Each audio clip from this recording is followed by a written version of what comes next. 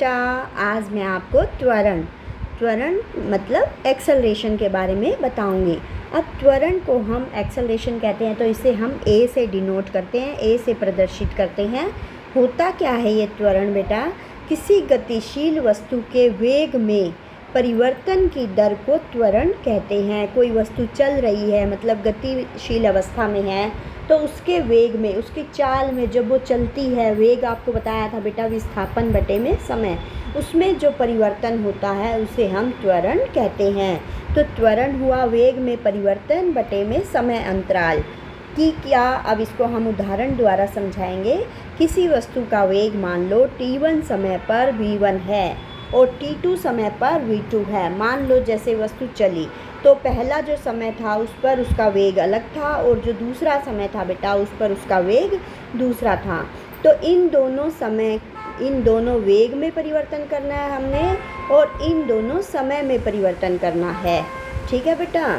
मान लो उसका 1 घंटे में समय जब हुआ उसका 1 घंटा, तो उस पर उसका क्या था, वस्तु का वेग कितना था, 10 किलोमीटर या 10 मीटर पर सेकंड था और दूसरे घंटे पर उसका वेग 20 मीटर पर सेकंड था। तो हम करेंगे 20 माइनस 10 ऐसे करेंगे बेटा, और समय कितना करेंगे 2 माइनस 1, जितना समय दूसरी बार है और पहली बार कितना समय है वो उसमें से माइनस कर देंगे।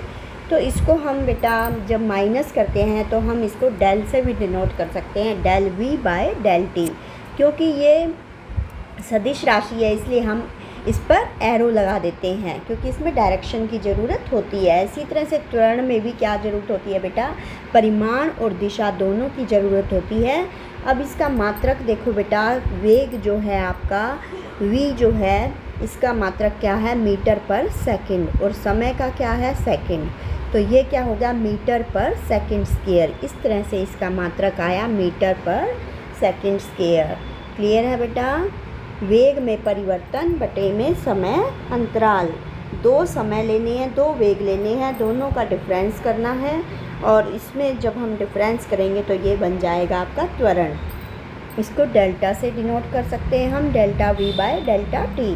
अब जो डेल्टा v है विस्थापन है बेटा हमारा, वेग क्या था, विस्थापन बटे में समय। ठीक है, ओके बेटा, बाय बाय।